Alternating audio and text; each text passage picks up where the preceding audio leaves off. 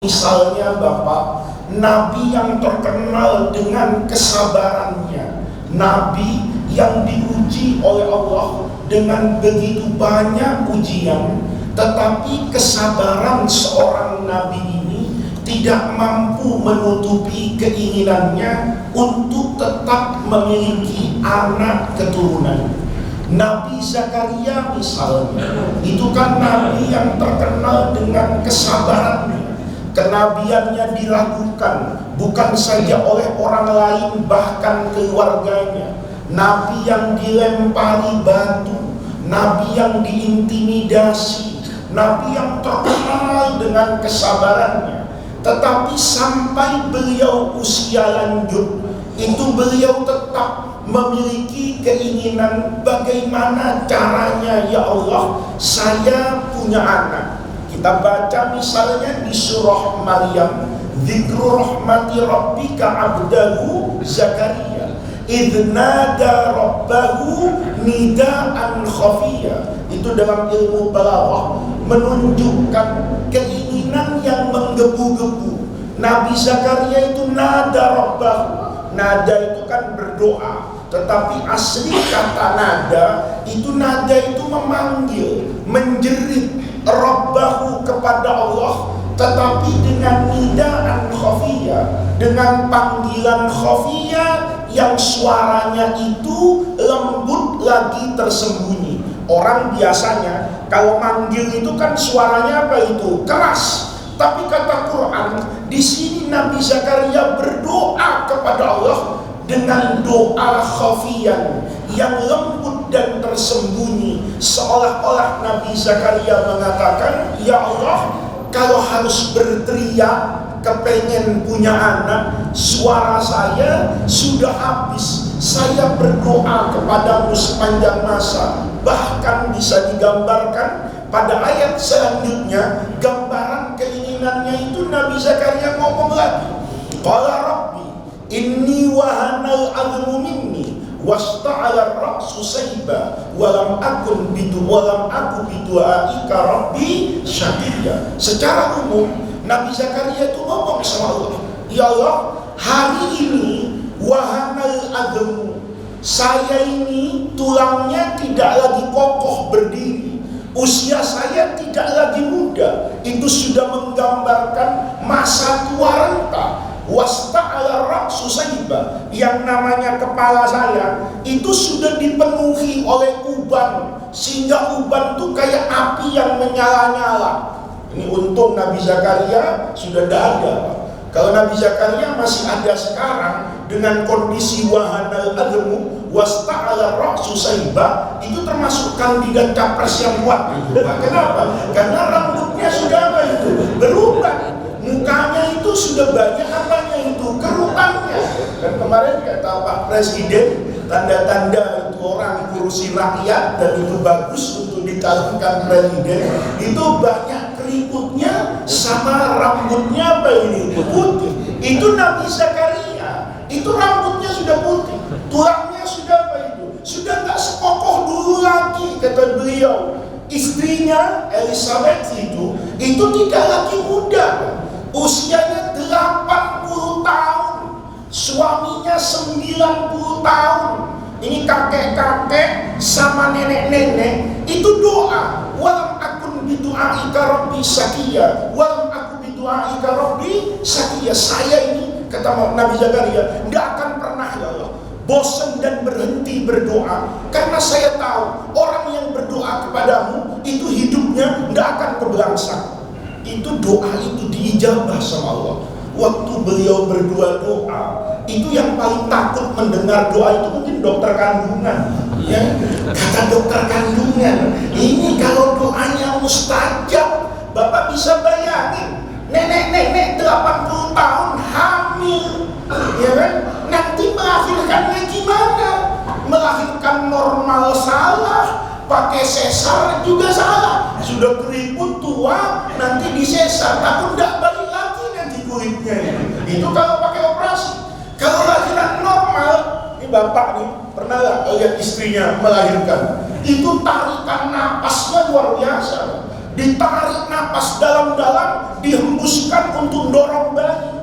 Orang umur 80 tahun narik napas panjang-panjang, mungkin paru-parunya ikut keluar juga. Kenapa? Sudah apa ini? Sudah tua betul.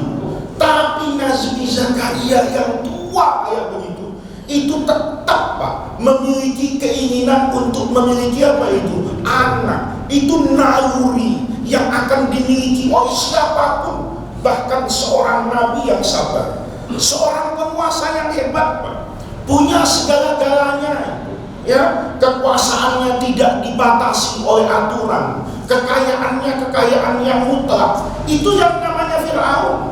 Fir'aun itu punya segala-galanya, tapi satu yang Fir'aun tidak punya, Fir'aun tidak punya anak. Nanti cinta dan keinginannya untuk memiliki anak menjadikan Fir'aun yang pintar jadi goblok Pak.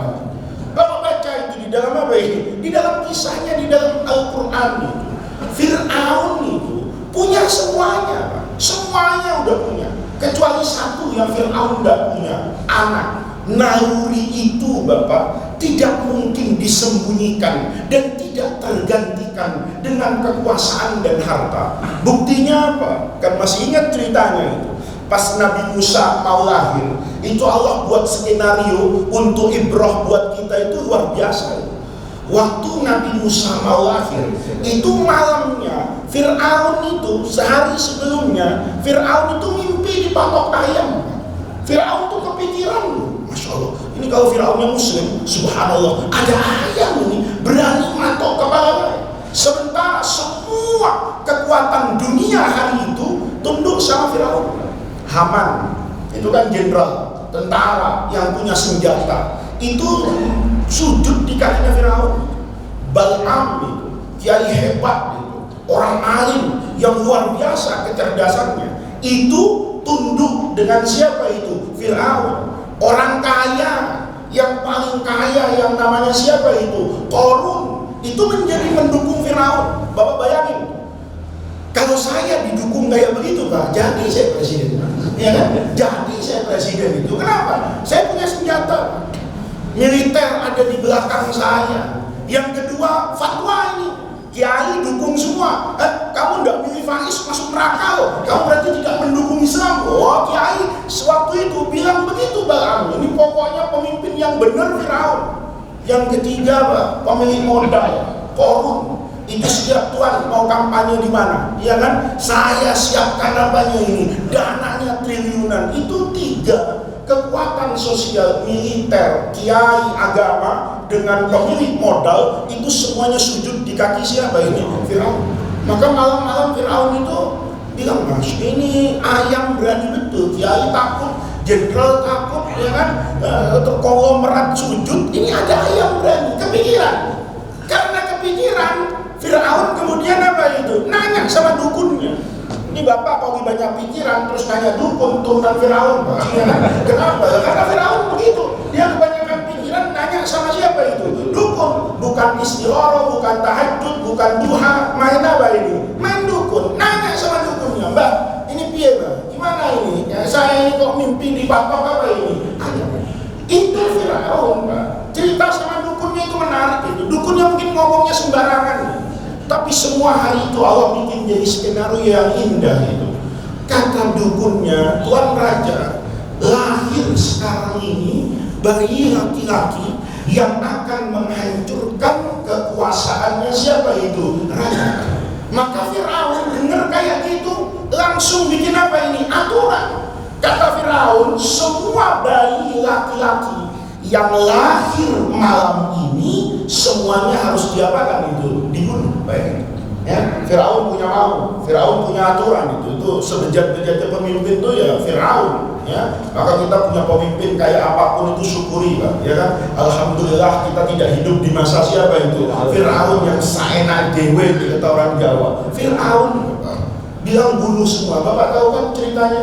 Maka kata ibunya Nabi Musa, ya Allah nak, apa tenang nih, ya kan? Mati kamu besok lahir. Turun maka Jibril, enggak, anak itu enggak mati. Gimana caranya? Asal ikut perintah Allah. Perintah Allah bilang apa? Yang pertama, hijrah dulu. Jangan tinggal di dekat masjid Sa'adatul Muslimin. Ramai orang, ada RT, ada RW, ada Satpol PP, ya kan? Ada polisi banyak, polisi masih banyak. Yang ditangkap baru Sambo kan, ya kan? Ada polisi masih banyak, ini bahaya. Kata siapa ini? Kata Jibril, nanti kamu ketahuan hamil begini-begini, pindah ke gunung. Itu kan bertentangan dengan naluri manusia. Manusia itu kalau hamil pasti inginnya hidup di tempat yang apa itu? Yang ramai. Tidak akan ada manusia mau hidup di tempat ketiga hamil, hidup di tempat yang apa itu? Yang sepi. Kenapa? Rumah sakit jauh, yang nolong siapa? Maka hari itu Bapak, ibunya Nabi Musa itu ikut perintah Allah.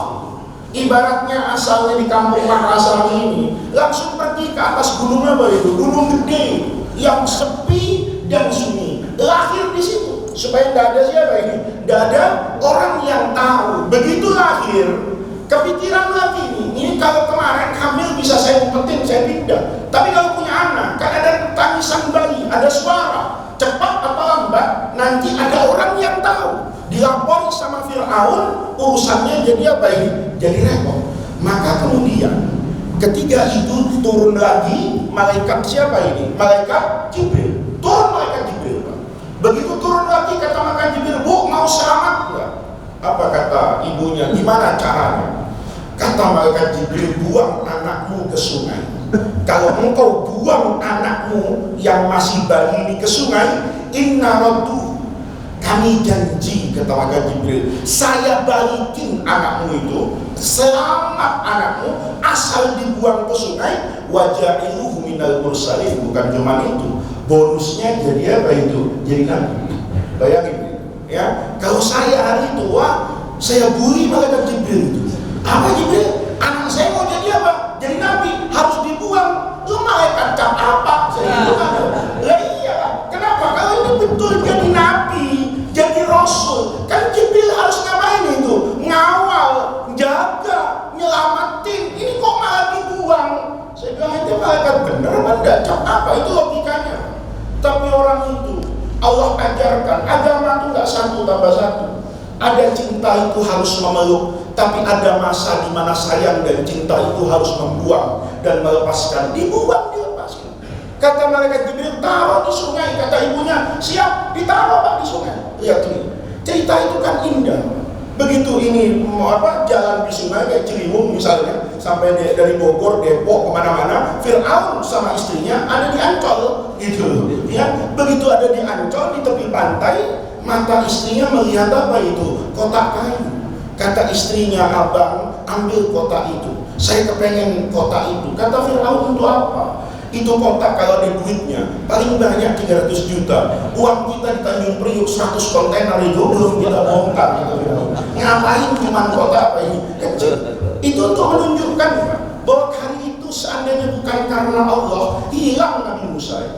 Tapi istrinya bilang, bang, itu kotak nggak ada di depan saya setengah jam lagi. Abang, saya suruh tidur ntar malam di kebun.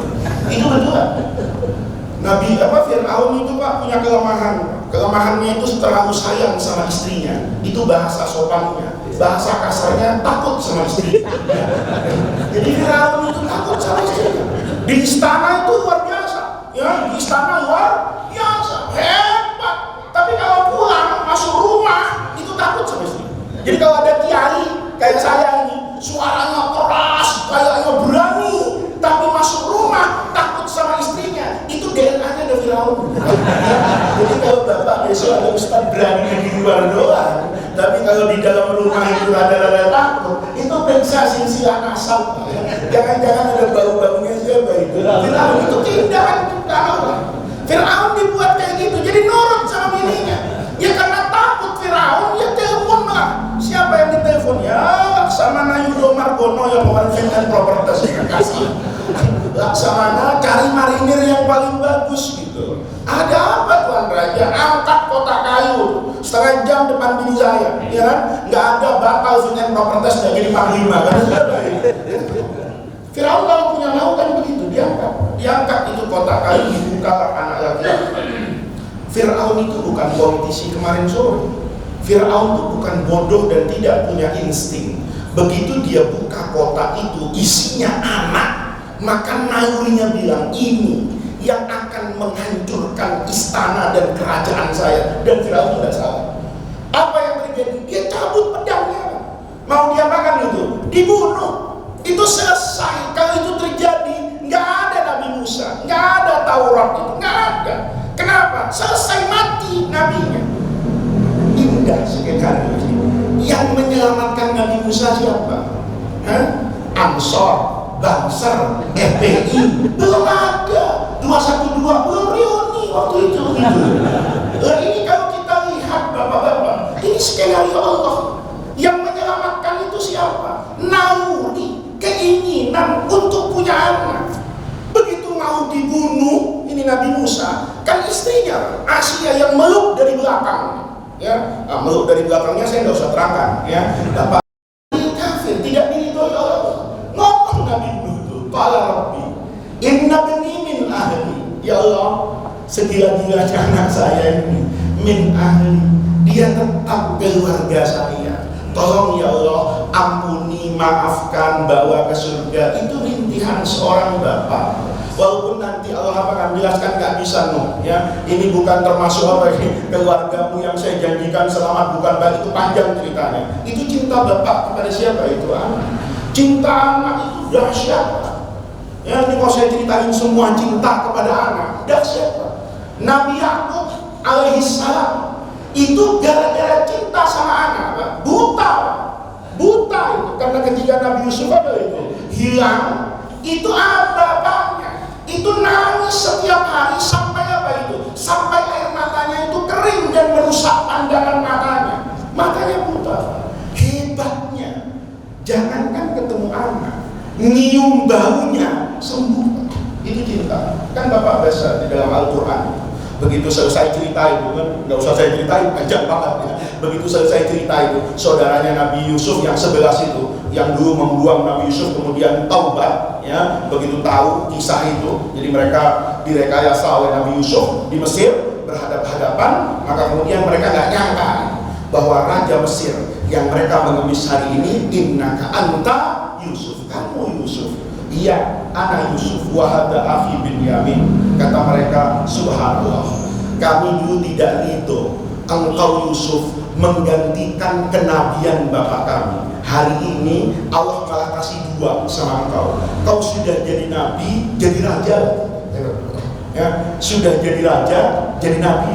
Kan nggak ada raja jadi nabi, nggak ada. Hari ini mana Raja Majapahit jadi nabi? Tidak mungkin. Ya, Raja Jawa tidak nabi, dan tidak ada nabi yang jadi apa ini raja. Kata mereka, ya subhanallah, engkau Yusuf ini luar biasa saudara kami, taubat Pak. Mereka cerita, bapak itu semenjak ditinggal engkau itu sedih dalam kesedihan sampai buta. Kata Nabi Yusuf, gampang, ya, bawa baju saya. Masya Allah. Ya, itu kalau baju ketemu Pak, BPJS nggak laku. Ya, betul Pak, itu kalau baju ketemu, itu BPJS nggak laku. Ya, tidak ada orang di swab, tidak ada orang ke rumah sakit. Baju ini luar biasa. Baju ini luar biasa. Kata Pak Nabi Yusuf, kamu sekarang balik ya ke kampung kita, bawa baju saya. Bajunya belum sampai loh Pak. Ya, kata Quran, walamma fasalatil ir, rombongan itu baru bergerak dari Mesir ke arah Palestina, baru jalan. Ibarat kita nih ya, mau dari Surabaya mau ke Saadatul Muslimin, itu yang namanya mobil yang bawa bajunya Nabi Yusuf masih di Cikampek, masih jauh. Ngomong ayahnya ini la ajidu riha Yusuf laula antufannidun. Saya ini ajidu, bukan mencium Pak, mendapatkan. Ini bahasa Arabnya indah Quran. Maka Quran itu nggak pernah salah, sekalipun menurut tata bahasa nggak tepat. Orang kalau nyium bau itu kan nggak ada, saya mendapatkan bau sate, nggak ada. Yang ada saya mencium bau sate, nggak ada. Saya mendapatkan bau wangi, nggak ada. Yang ada saya mencium bau wangi. Tapi Quran bilang Nabi Yakub nggak nyium, mendapatkan. Kenapa? Karena ini cinta sejati, Pak. Nggak pernah salah. Kalau cinta kita suka salah, apalagi udah 30 tahun hilang di pasar, mana ya bini gue ngambil yang muda, kan gitu kan. Kenapa? Kita cintanya suka salah, ya suka salah itu bener kan. Kalau udah 30 tahun kawin itu kan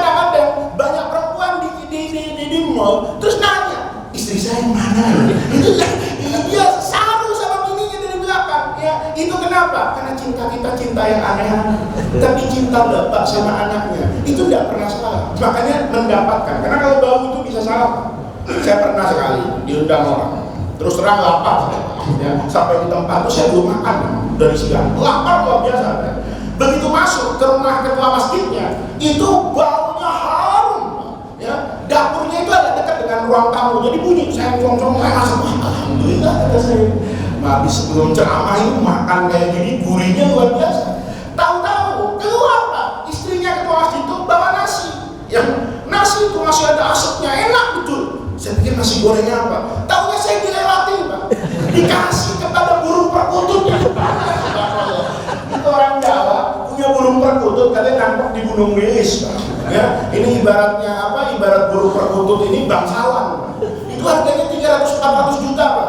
Saya bilang, wah untung gak saya potong ini burungnya. Kalau saya potong tadi saya lapar itu sembelih burung itu. Waduh, saya makan makanan termahal ya. Saya begitu keluar, saya kok keluar dia. Ya. Terus tiba-tiba saya dikasih makan burung. Saya penasaran, Haji, itu burung apa kok dikasih makan kayak digoreng itu? Oh, itu burung perkutut, mahal Pak Ustaz. Makanya saya kasih makan itu nasi digoreng pakai mentega, dikasih cabai rawit Pak sama bawang. Pasti baunya harum. Jadi saya pikir itu makanan saya. Ternyata itu makanan burung. Berarti selera saya sama dengan selera burung. Bayangin. Jadi kalau mencium tuh bisa apa ya? Bisa salah. Ya, tapi cinta itu tidak pernah salah kalau sejati. Kata Nabi Yakub, ini gelang haji itu. Ini nggak main-main nih, kata Nabi Yakub. Ini baunya anak saya. Laula antufannidun, seandainya kalian tidak membuli saya lagi, mengatakan saya ini sudah tua bang, tapi pun masih ingatnya Yusuf aja, saya akan berani terang-terangan itu Yusuf akan datang ke depan pangkuan saya. Luar biasa kan? Itu belum apa ini? Belum anaknya, baru bajunya masih di Cikampek. Ya. Ini coba bayangin, kecium ke sini. Ya. Kita kadang-kadang, Masya Allah itu kan wanginya kayak apa ini? Kita ada mau pakai minyak wangi 3 liter Pak, baunya baunya keren. Ini luar biasa, ini baunya itu nempel. Maka Bapak tahu kan, dulu kalau anak kecil itu kalau ditinggal pergi jauh sama bapaknya, kadang suka panas. Itu saya pernah pergi itu, tahu-tahu istri saya itu bilang anak panas dibawa ke dokter. Besok kata ibu saya, nggak usah. Kalau bapaknya mau pergi jauh, itu kaos yang bau keringat bapaknya itu suruh ditinggal, jangan dicuci. Dan itu beneran. Begitu anaknya panas, dikasih kaos bapaknya yang bau bapaknya, itu adem.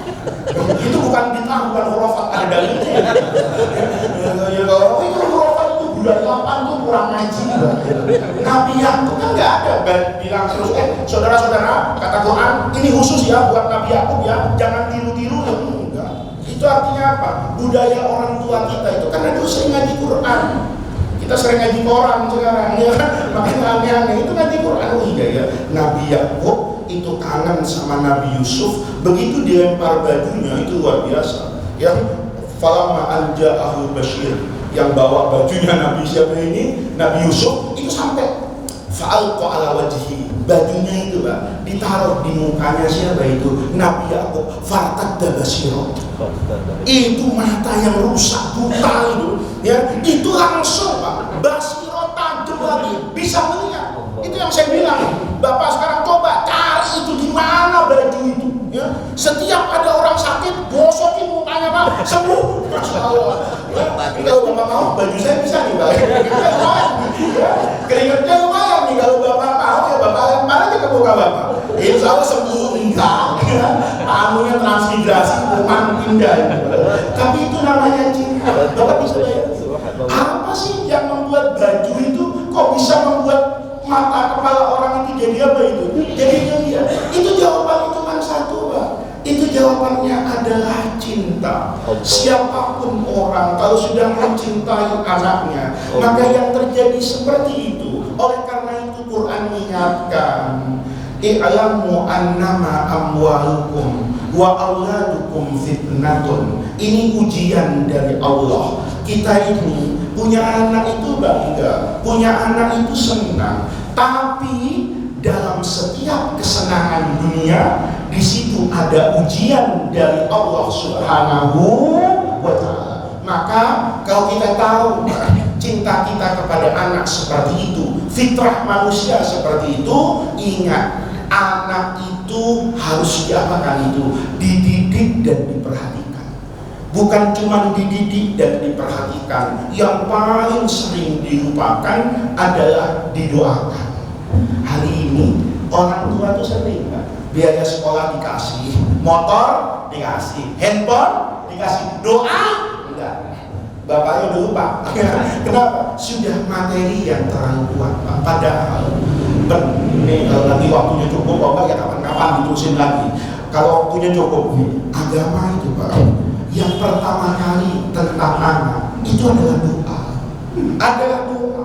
Bapak nikah dulu kan didoakan Pak. Ya kan ada doanya kan. Kalau kita ketemu sama pengantin ya kan, ya Allah mudah-mudahan turunkan keberkahan wa jama'a bainakuma fi khair, yang baik-baik. Itu doa. Bukan cuma doa setelah akad nikah selesai ya, bergaul suami istri halal, maka ada kemungkinan akan apa itu? Hamil. Lihat, anak itu Pak dalam agama itu didoakan bukan setelah lahir. Sebelum apa ini? Sebelum berwujud, sebelum kita tahu jenis kelaminnya apa, mukanya kayak apa. Kalau kamu betul-betul cinta, doakan. Makanya ibu itu kan, itu satu-satunya perempuan Pak, yang mencintai kita sebelum melihat kita. Allah. Kalau bapak kan jatuh cinta melihat dulu, ini casingnya apaan? Ini Samsung apa? iPhone apa? iPhone 1 sekarang iPhone sudah 14. Kita jatuh cinta tuh ngelihat dulu.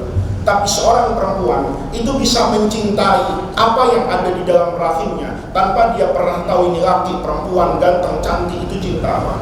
Kalau cinta kata Allah, lihat, falamma talosyaha, kalau nanti sudah bergaul suami dengan apa ini? Istri, maka akan terjadi apa ini? Hamlan khafifah. Mulai itu ada apa itu? Ada janin di dalam rahim ibunya. Famarrat bihi, berlangsung beberapa bulan. Falamma athqalat, begitu apa itu? Hamilnya mulai apa ini? Berat. Itu da'awallah. Suami istri itu disuruh apa ini? Doa. Makanya di kita itu ada tradisi 7 bulanin. Ya, ini ada orang, wah 7 bulan tuh enggak ada dalilnya. Bukan enggak ada dalilnya, ngajinya kurang lama gitu ya. Kan orang-orang bilang sekarang, kenapa itu 7 bulan itu bid'ah itu? Enggak ada dalilnya, bukan enggak ada dalilnya. Lo enggak tahu gitu loh. Kalau enggak tahu jangan bilang enggak ada gitu loh. Kalau enggak tahu jangan bilang enggak ada. Tahu enggak kota Italia itu namanya Roma? Enggak tahu. Kalau enggak tahu berarti enggak ada. Ya enggak lah. Kita tidak tahu itu bukan berarti tidak ada. Itu kata Quran. Falamma athqalat, begitu hamilnya itu udah berat, artinya udah mulai apa itu? Kelihatan. Itu da'awallaha rabbahuma, maka pasangan itu mendoakan, berdoa kepada Allah, mendoakan berdua bagus, ngajak orang lebih bagus. Da'awallaha rabbahuma la in ataitana sholihan lanakunanna, kalau kami kata lain ataitana, seandainya kau berikan kepada kami sholihan, anak keturunan yang soleh, pasti kami akan menjadi orang yang beruntung dan berterima kasih kepada Allah. Itu disuruh didoain. Didoainnya apa? Belum tahu kita mukanya kayak apa ya, belum melihat, tapi sudah suruh diapakan itu, didoakan. Maka Bapak jangan pernah lupa mendoakan anak. Dan jangan pernah berkata yang tidak baik kepada anak. Nih, doa orang tua itu dahsyat Pak kepada anak. Sebagaimana durhakanya seorang anak. Nanti pengajian yang akan datang baru bakti sama orang tua. Ini orang tuanya dulu. Itu Pak, yang namanya mendoakan anak itu dahsyat betul. Banyak orang itu yang hidupnya sukses itu karena doa orang tua. Allah. Imam Ghazali, bapak itu bukan kiai. Bukan kiai, tukang berkhidmat doang. Ya, kalau masuk masjid, sendal-sendal dirapiin. Ya, bapak-bapak kalau punya anak kayak Imam Ghazali masuk sendal rapiin itu, rapiin itu, gelas-gelas dicuci. Itu bapaknya itu bukan ulama. Tapi orang yang melihat anna fi khidmatil ilmi wa ahli, yang berkhidmat kepada ilmu dan orang yang berilmu, dia memandang itu sebagai taqarrub kepada Allah. Maka tiap datang ke masjid asal melihat kiai doa ya Allah, saya nggak mungkin jadi kiai kayak gitu, tapi ya Allah tolong di antara anak keturunan saya ada yang jadi orang alim. Allah jawab, Pak, itu punya anak yang namanya Imam siapa itu? Imam Ghazali. Imam Syafi'i itu doa ibu, Pak. Kata ibunya, nak, kalau kita begini-begini aja ya tidak jadi orang alim. Di West Bank, di tepi barat, di Gaza, di Palestina. Ayo lah, sekarang kita balik ke kampung kita, ke Mekah, jalan 1000 kilometer, Pak. Ya, luar biasa itu. Seorang apa itu? Ibu didoakan, didorong, ayo nak begini jadi orang. Imam Ahmad bin Hambal untuk muridnya Imam Syafi'i itu doa ibu, tiap subuh anaknya itu digendong ke masjid-masjid untuk melihat semua ulama yang ada di Irak, tanpa ibunya pernah sadar bahwa kelak satu hari nanti anaknya akan menjadi orang yang jauh lebih hebat dari semua orang alim yang dilihat waktu itu. Itu doa siapa itu? Orang tua. Jadi Pak, sama anak itu jangan cuma dikasih apa itu uang. Ini kadang-kadang ada yang kebalik zaman ini, Pak. Anaknya soleh, doakan orang tuanya dangdutan nyawer, ya kan? Anaknya doakan, ya Allah bapak saya bapaknya joget malam minggu organ tunggal di kano, ya kan? Dan ini nggak match, Pak. Ya, bapak doakan anak, ya doakan anak, gantungkan cita-citanya itu setinggi langit, ya, supaya apa? Supaya bangsa ini bisa berkesinambungan dengan orang-orang yang baik. Hari ini kalau kita lihat kadang-kadang ngitung Pak, di Masjid Sa'adatul Muslimin, berapa orang baik yang sudah mulai tidak terlihat lagi di masjid ini. Imam yang biasa mensolati kita mungkin tidak terlihat lagi. Yang biasa begini, yang kita hitung, Pak. Kiai yang dulu ada di Jakarta, sampai kita barisin, itu depannya Istiqlal itu penuh sama ulama. Sekarang mungkin untuk mencari yang sekaliber dan level mereka itu menjadi apa itu berkurang. Kurangnya gimana, Pak? Doa. Kalau ilmu orang hari ini nggak kurang pintar, Pak, dari orang dulu. Kalau bicara orang pintar sekarang, harusnya orang sekarang tuh lebih pintar, buku lebih banyak, ngaji gampang. Dulu orang ngaji, Pak, Imam Ahmad itu, Imam Ahmad bin Hambal itu pernah jalan kaki, Pak, hampir 2 bulan dari Baghdad ke Son'a, cuma cari 1 hadis. Coba jalan kaki 2 bulan. Bapak coba, ya, kalau disuruh kayak gitu, kok ngaji sehadis ya, jalan kaki dari rumahnya ke Sa'adatul Muslimin nggak datang, ya kan? Nggak datang. Ini jalan, Pak, 2 bulan untuk menjadi orang hebat. Kalau kita kepikir itu yang kayak gitu tuh siapa sebenarnya? Doa orang tua. Kalau kita tidak lanjutkan doa-doa dari orang tua kepada anaknya, saya khawatir, Pak, kualitas kita menjadi semakin apa ini? Jauh. Maka Bapak jangan pernah lupakan doa kepada anak setiap sholat 5 waktu. Jangan lupa doakan kepada dzurriyyah ini dalam setiap kesempatan. Dan yang paling penting, jangan pernah berkata-kata yang tidak baik kepada anak. Kita kalau mau emosi, itu kadang-kadang Masya Allah, ya kan? Kadang-kadang isinya ragunan, Pak. Isinya ragunan, memang dasar monyet tuh. Kalau itu monyet, kan kita makan gitu. Ya tapi orang sering nggak sadar, ya. Dasar binatang, kalau dia binatang, ini biangnya yang ngomong gitu. Ini bapak-bapak, itu bukan sesuatu yang diajarkan oleh apa itu agama. Coba Nabi Yakub tadi kesel sama anaknya itu, kesel, tahu kok anaknya itu yang membuang, kakak-kakaknya itu yang membuang Nabi siapa itu? Nabi Yusuf. Tapi begitu Pacar disuruh masuk ke Mesir, ya, kemudian pesan, ya bunaya, tetap dia panggil, wahai anakku, kamu itu nakalnya luar biasa, brengseknya kalau bahasa kasarnya itu luar biasa. Tapi senakal-nakal kamu, nak, saya tidak akan pernah lupa bahwa kamu adalah anak yang saya tetap berkewajiban untuk memberikan nasihat yang terbaik untukmu. Itu adalah ajaran agama. Anak-anak itu bukan untuk dikerasi dan dimusuhi. Anak-anak itu untuk disayang, dirahmati, sehingga kelak mereka akan membangun keluarga yang juga penuh dengan rahmat. Rasulullah dulu, Pak, itu pernah ada bayi datang, ya, minta kita berbukin sama Rasulullah Shallallahu Alaihi Wasallam.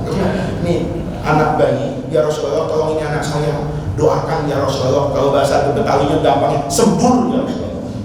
Disembur sama Nabi, enak-enak disembur kencing, Pak. Bajunya Nabi itu kan juga ada pempas kan gitu gitu kan, Alfamart 20 pas zaman Nabi soalnya. Nah itu kan bahasa Pak di sini. Ibunya panik. Wah, Masya Allah, ngencingin kiai ini kuat. Ini ngencingin Sayyidul Anbiya'i wal Mursalin. Ibunya panik, ditarik anaknya. Bayi itu dari genggaman Nabi itu ditarik. Ini kata Nabi kenapa? Maaf, Nabi itu gimana sih Nabi itu kencingin? Coba ini, sebenarnya tindakan ibu itu benar. Ta'adduban ma'a Rasulullah, karena ingin menghormati Nabi. Tapi kata Nabi, menghormati saya itu tidak harus menghilangkan rasa sayang kepada anak itu Rasulullah. Kita enggak untuk dihormati itu, orang jalan bisa top, muin, mobil di mana-mana, pinggir, untuk menghormati pejabat. Kata Nabi, engkau harus menghormati saya. Kata siapa itu? Kata Nabi. Tapi penghormatanmu kepada saya itu tidak boleh mengorbankan kemanusiaanmu kepada anak. Apa kata Nabi? Kata Nabi ini, kencing yang membasahi badan saya itu bisa disucikan dengan air. Tapi trauma ditarik dari genggaman saya itu mungkin akan diingat oleh anak sepanjang masa. Ya. Tidak ada Pak manusia yang lebih hebat dari siapa ini? Rasulullah. Itu tandanya pendidikan kepada anak dengan cara yang santun dan bermartabat itu dianjurkan oleh agama. Jangan kemudian kita sholatnya tinggi-tinggi, kita sehingga mikir masuk surga sendirian gitu. Ada yang masuk surga, bapaknya ngaji, anaknya dangdutan, gak apa-apa lu neraka lu lah, kan ngalur babi sini kan, entar lo bukan komentar, gak begitu Pak. Ya, harus dengan apa itu? Syufqah, sebesar daya yang kita miliki. Ayo bawa ku anfusakum wa ahlikum. Nah, ini pengajian yang ingin saya sampaikan pada pagi hari ini. Kita tahu bahwa kita mencintai anak-anak kita dan kita cintai anak-anak kita itu sesuai dengan tuntunan dalam agama, diberi haknya, hak nafkah, hak pakaian, hak tempat tinggal, semua kebutuhannya kita berkewajiban untuk mencukupinya secara wajar. Tetapi jangan pernah dilupakan, anak itu juga memiliki hak untuk mendapatkan doa-doa yang baik dari orang-orang tuanya. Bapak pesan ya, saya dulu begitu Pak, saya dulu begitu. Saya dulu kalau mau sekolah, mau ujian, bahkan nama guru-guru saya itu saya kasih ke ibu saya. Ibu saya masih ada, kalau Bapak mau, ayo ke saya Bapak, ke Jakarta saya silakan Pak ya. Bapak bisa tanya sama ibu saya, tapi jangan lupa bawa pisang. Ini Bapak bisa tanya sama ibu saya. Dulu saya kalau sekolah itu Pak, nama pelajaran sama nama yang ngajar itu saya kasih ke ibu saya. Saya belajar mati-matian, ibu saya sholat duha, ibu saya suruh puasa. Ini bukan masain guru supaya takut sama saya, bukan. Ya, saya bilang ini pelajaran ini. Itu setiap awal tahun, setiap ujian, ibu saya puasa. Puasa apa? Tafsir. Ya kan? Gurunya siapa? Itu ya Allah, mudah-mudahan orang ini bukan kalau kita salah Pak. Mudah-mudahan kepala sekolah melihat anak saya dengan ainur rohmah yang nggak lulus jadi guru itu lain. Ya kan? Itu lain. Mudah-mudahan guru saya hilaf, ya jawaban anak saya ya, yang salah jadi kelihatan.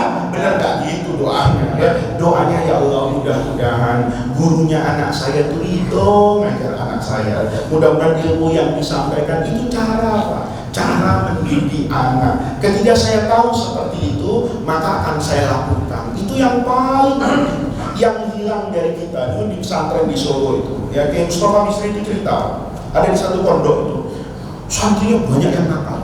Maka ketua pesantren itu, kalau bahasa itu adalah pondok. Kalau sekarang itu kepala organisasi lah, ya, antara santri itu dipanggil sama kiai. Sini, kata kiainya, tulis nama anak yang nakal. Senang betul Pak. Wah, kata dia, lo buat alhamdulillah, buat laporin kiai lo semua. Kalian biar ditabokin sama kiai, ditulis lah. 1, 2, ditulis. Kata kiai, urutnya dari yang paling brengsek sampai yang lumayan brengseknya. Siap kiai, nomor 1 ini, lo udah premannya pondok. Nomor 1, nomor 2, nomor 3, ditulis banyak. Kata ketua pondok nih, mampus lo sekarang ya, gua laporin kiai lo, nih gua disuruh kiai. Takut semua santri Pak. Dilaporin. Setelah sehari, kiainya nggak bereaksi Pak. Diem aja. Kata teman-temannya, mana? Katanya dia manggil, bohong loh. Sampai sebulan nggak ada apa-apa. Maka pengurus pesantren yang panik Pak. Kenapa? Loh ini gimana kiai? Nyuruh saya tapi nggak ada eksekusinya. Wibawa hancur saya nih. Maka dia ngadep kiai, saya Ada apa kata Kiai? Mana kelanjutannya Kiai? Saya sudah capek-capek nulis, menyelidiki santri nakal, sudah saya kasih, kok nggak ada kelanjutannya? Kata Kiai, kelanjutan apa? Ada daftar anak nakal kan, bawa aja ke Bareskrim gitu kan, bawa aja ke penjara, CCTV ada ya kan, misalnya bukti ada, bawa. Kata Kiai, siapa yang nyuruh begitu? Kan Kiai suruh nulis. Iya saya nyuruh nulis iya, tapi saya pernah bilang ini anak-anak mau saya tabokin? Enggak kan, saya kan tulis. Itu untuk apa Kiai? Oh kata Kiai, ini bedanya Kiai sekarang dengan Kiai dulu ya kan. Daftar anak itu saya serahkan kepada istri saya. Setiap hari tugas saya ngajar di masjid, istri saya di rumah sholat duha, doakan santri-santri yang nakal ini supaya jadi orang benar. Kita kadang-kadang suami mati-matian di masjid, bini di mall tawaf ya. Makanya bapak ini nggak jadi orang hebat murid saya, karena mungkin istri saya Pak, bukan bapak yang salah. Mungkin ketika subuh kayak gini istri saya malah car free day misalnya gitu, malah lari-lari makan ketoprak enak-enak, suami ittaqullah haqqa tuqatih wa la tamutunna illa wa antum muslimun. Itu bapak-bapak. Jadi ini yang mau saya sampaikan pada pengajian pagi hari ini, selalu dan tekankan doakan, karena doa itu silahul mukmin. Doa itu bisa merubah sesuatu yang bengkok jadi lurus, sesuatu yang mestinya jatuh jadi terangkat. Itu bibarokatin doa. Mudah-mudahan Allah jadikan jamaah dari jamaah wa tafarruqana min ba'dihi tafarruqan maksuma. Mudah-mudahan hadirnya kita di majelis yang baik ini, langkah kaki yang kita gerakkan ke masjid ini, mudah-mudahan Allah catat sebagai tawassul dan wasilah kita untuk mendapatkan khairat dunia wal akhirah. Mudah-mudahan Allah senantiasa membersamai kita, membersamai keluarga kita, membersamai dzurriyyah kita, membersamai semua orang yang kita cintai dan orang-orang yang mencintai kita. Mudah-mudahan Allah turunkan rahmat kepada kita semua. Mudah-mudahan Allah tuntun kita dalam perjalanan panjang di dunia ini untuk kelak bertemu dengan ridho Allah Subhanahu wa ta'ala. Rabbana atina min ladunka rahmah wa hayyi lana min amrina rasyada. Allahumma la tahrimna khaira ma indaka li syarri ma indana. Kurang lebihnya saya mohon maaf. Assalamualaikum warahmatullahi wabarakatuh.